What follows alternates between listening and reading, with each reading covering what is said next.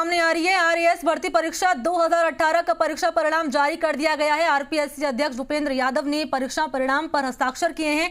1051 पदों के लिए आरएएस भर्ती परीक्षा आयोजित की गई थी और परिणाम के मुताबिक झुंझुनू की मुक्ता राव ने किया है इस भर्ती परीक्षा में टॉप। दूसरे स्थान पर रहे हैं टोंक के मनमोहन शर्मा, तीसरे स्थान पर रही जयपुर की शिवाक्षी खांडल, चौथे स्थान पर झुंझुनू के निखिल कुमार, पांचवें स्थान पर जयपुर की वर्षा शर्मा, छठे स्थान पर जयपुर के जशवंत मीणा, सातवें स्थान पर अलवर के रवि कुमार गोयल, आठवें स्थान पर जालौर की बीनू देवल, नवें स्थान पर टोंक के विकास प्रजापत और 10वें स्थान पर सिद्धार्थ रहे हैं, सिद्धार्थ सांधु 10वें स्थान पर।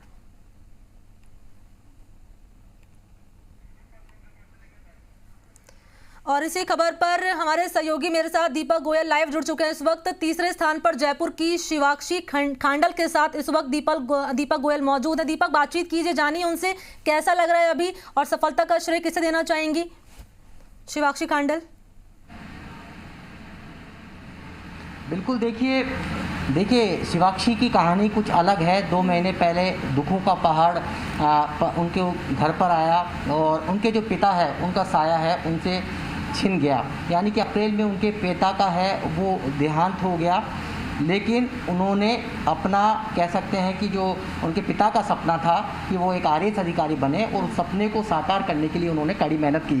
हमारे साथ शिवाक्षी खांडल हैं, उनकी ये आप तस्वीरें में देख पा रहे हैं। उनकी जो मदर हैं वो हैं, उनके जो भाई हैं उनकी जो नानी हैं, ये विद्याधर नगर इलाके में रहते हैं।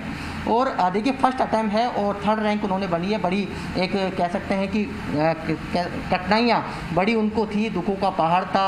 अप्रैल में 2 महीने पहले पिता का निधन हो जाता है। सबसे पहले आपको बधाई। Thank you. पिता का साया 2 महीने पहले आपके सर से उठ चुका और पिता का सपना था कि आप आरएएस अधिकारी बने। किस तरह से आपने पढ़ाई की और 2 महीने के अंदर बहुत डिस्टर्ब भी रहे? सर, मेरा केवल इंटरव्यू बचा था उस टाइम पे और मैंने फोकस केवल इस बात पे रखा कि उनका सपना है और उसे पूरा करना है, तो उसी दिशा में मैं पढ़ाई करती गई और फिर परिवार का बहुत सपोर्ट रहा। कितने घंटे आपने पढ़ाई करी? कोई आइडियल आपका रहा और किस तरीके से आपको लगा था कि 3rd रैंक आप पूरे राजस्थान में अचीव करें? सर, 3rd रैंक का तो मुझे नहीं पता था, लेकिन ये श्योर था कि हाँ प्रॉपर आरएएस मुझे मिलेगा। और इसके अलावा घंटे मैंने कभी काउंट नहीं किए। मैं टारगेट लेती थी रोज़ के कि मुझे इतना पूरा करना है और बस वही पूरा करने की कोशिश मैं करती थी। सिर्फ पापा के सपने को साकार करने के लिए इस फील्ड को चुना या आपके मन में भी था कि मैं एक आरएएस अफसर बनूं? सर बिल्कुल था। एक्चुअली मेरे कुछ सीनियर्स थे, फाइनल ईयर में मैंने उनसे बातचीत की इस बारे में। उन्होंने बोला कि काफ़ी अपॉर्चुनिटीज़ है इस फील्ड में, लेकिन 2017 में मैंने पहले गेट दिया था और क्वालिफाई भी किया था। उसमें रैंक अच्छी नहीं आई क्योंकि 4 साल मैंने टेक्निकल को दिए, इसलिए मैंने गेट दिया। 2018 से मैंने आरएएस की तैयारी स्टार्ट की। देखिए पिता हैं, आप जो तस्वीरों में देख पा रहे हैं, 2 महीने पहले ही निधन हुआ। इनकी माता जी मदर भी हैं, उनसे बात करेंगे। आपकी बेटी आज अफसर बन गई है, किस तरह से, क्या मन में था? और इनके पिता का भी सपना था कि बेटी अफसर बने। मन में यही था कि भाई ये अफसर बने। अब ये बाकी बचे हुए काम को मैंने पूरा किया। 2 महीने इसके साथ बिल्कुल इसको डाउन नहीं होने दिया, तो इससे आज आपके सामने परिणाम। 2 महीने में काफ़ी डिस्टर्ब एक तरफ। ये आप जान सकते हैं कि एक स्त्री का पति चला जाए या बच्ची का, इतना सा परिवार है, उसके बाद में कैसे क्या स्ट्रगल होता है और क्या होते, उस सबको झेलते हुए इस बच्ची ने किया। आपने इनके हौसले में कोई कमी नहीं आने दी, मतलब इस 2 महीने के अंतराल में? फिर इसने मुझे संभाला, मैंने इसे संभाला, बस यही रहा हमारा। अच्छा। पापा के सपने को तो पूरा करना ही था, बस यही टारगेट बना के हमने आगे बढ़ा। इनकी नानी भी देखिए घर पे आई हुई हैं। आज आपकी जो नातिन है वो अफसर बन गई है, क्या कहेंगे? बहुत बहुत खुशी हुई मुझे। क्योंकि मैंने भी इसका जो देखा, बहुत ज़्यादा ये टूट चुकी थी पापा के ख़त्म होने के बाद के अंदर। लेकिन हमने इसको यही कहा, बेटा जो पापा का सपना था तेरे को पूरा करना है। इसको मम्मी को भी मैंने संभाला। अभी मेरे पास ही थी ये, अभी ये 2-4 दिन से ही मतलब यहाँ आए हुए थे। इनके ब्रदर भी हैं, बात कर लेते हैं। आज बहन अफसर बन गई है और पिता का सपना भी था। जी, वो तो ये बहुत स्ट्रॉन्ग है अंदर से। मेरे को लगा नहीं था, मतलब ये सब होने के बाद मेरे को लगा था कि सबका मतलब एक तरह टूटना हो जाएगा, लेकिन ऐसा नहीं हुआ। इसने पूरा अपना कैपेबिलिटी को दिखाया है इसके अंदर। मैम, एक सवाल ये है कि आरएएस आप बनोगे, किस तरह से काम करोगे? क्योंकि राजनीतिक दबाव बहुत रहता है इस पर। हाँ सर, राजनीतिक दबाव रहता है, लेकिन किसी भी चीज़ का मिडिल पाथ से हल निकाला जा सकता है। और मेरा जो वर्क एरिया रहेगा बेसिकली एजुकेशन और हेल्थ केयर पे मेरा फोकस ज़्यादा रहेगा, और सबको समान अवसर मिले, हर फील्ड में समान अवसर मिले, ये मेरी प्रायोरिटीज़ रहेंगी। आरपीएससी पे जब सवाल खड़े हुए थे, आपका भले ही इंटरव्यू पहले हो चुका हो, लेकिन थोड़ी धड़कनें थी कहीं इंटरव्यू कैंसिल नहीं हो जाएगा? हाँ सर, वो आशंकाएं तो सभी को रहती है, लेकिन ये था जिस तरीके से मेरा इंटरव्यू हुआ और मेरे फ्रेंड्स का भी हुआ, तो मुझे पारदर्शिता दिखी उस प्रोसेस में। साथ में अगर एसीबी को कुछ आशंकाएं हैं तो वो अपना कार्य कर रही है। क्या लगता है कि इस अब फील्ड में आकर, क्योंकि अभी तो आपकी ट्रेनिंग भी होगी, कई आपको डगर है, कहीं कठिनाई आई बीच के अंदर इस डगर को पास करने में? सर, इनिशियली मुझे थोड़ी गाइडेंस की कमी लगी थी, इसलिए मैंने कोचिंग भी ज्वाइन की। उसके बाद में ग्रेजुअली, हम शुरुआत में ही परफेक्ट नहीं हो सकते हैं, ग्रेजुअली मैंने अचीव करने की कोशिश किया, और फिर आप देख सकते हैं। पहली बार आपको किसने बताया कि 3rd रैंक बनी है? मैंने खुद नहीं देखा था। अच्छा। मैं एक्चुअली नानी के साथ में लूडो खेल रही थी, और तब मेरे एक नून का फ़ोन आया कि रिज़ल्ट आ गया है। तब मुझे पता नहीं था, फिर मैंने देखा, मुझे विश्वास नहीं हुआ, मैंने 4-5 लोगों से और चेक करवाया, तब मुझे कंफर्म हुआ।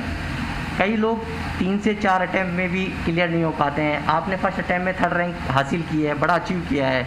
कितने आप दूसरों को क्या प्रेरणा देते हैं जो इस फील्ड में आना चाहते हैं?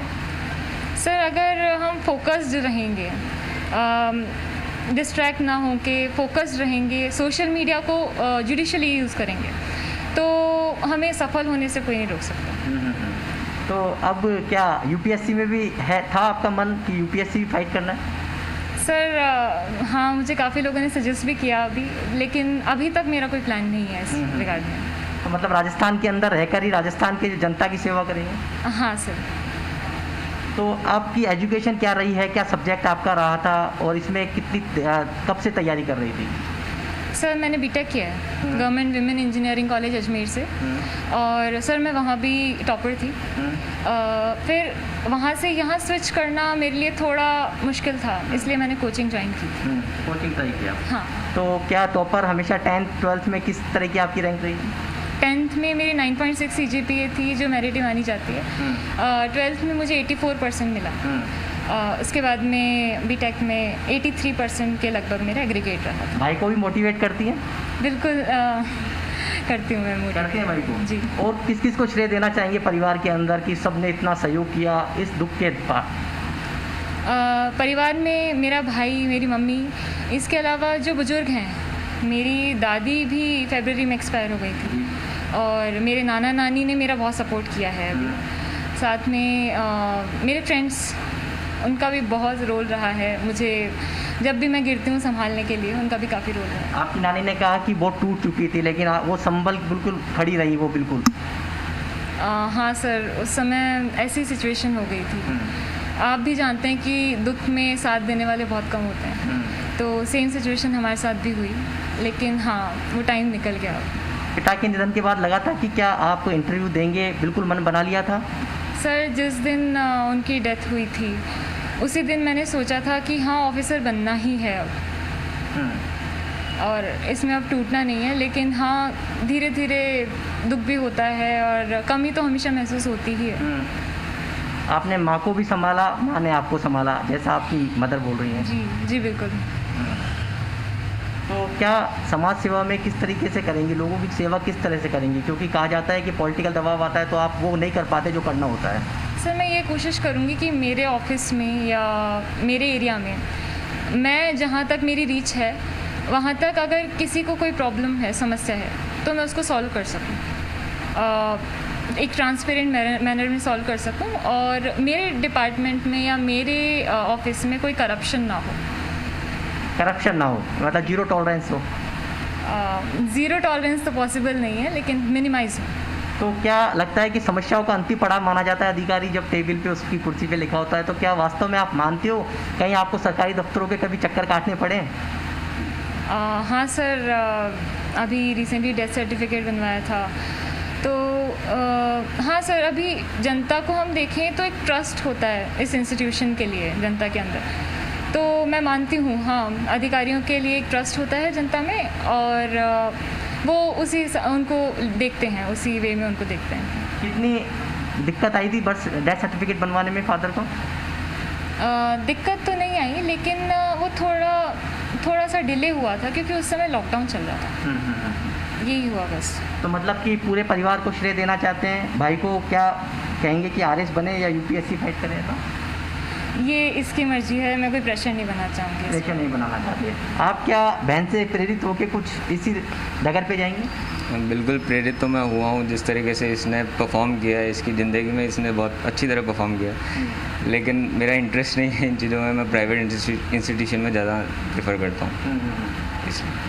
देखिए, ये शिवांक्षी खांडल उनका परिवार है जो कि बता रहा था कि किस तरीके से दुखों का पहाड़ 2 महीने पहले उनके ऊपर पड़ा। उनकी माँ है, बिल्कुल खड़ी रही, उन्होंने उनको संभाला, बेटी ने माँ को संभाला, नानी ने संभाला। तो देखिए पूरा परिवार एकजुट होके, और उसी दिन शिवांक्षी ने ठान लिया था जब उनके पिता का देहांत हुआ कि अफसर तो उन्हें बनना है, पापा का सपना है पूरा करना है। भले ही पापा इस दुनिया में नहीं है, लेकिन उनके जहन में ज़रूर है, उनकी यादें बेहद है। और आज उनके जो पिता हैं उनका आशीर्वाद लेकर वो आज इस मुकाम पर पहुंची है। शिवांक्षी का हौसला नहीं डगमगाया और इसी हौसले को जी राजस्थान भी सलाम करता है, और जी राजस्थान की तरफ से शिवांक्षी को भी ढेर सारी शुभकामनाएं। दीपक, आपका भी बहुत बहुत शुक्रिया।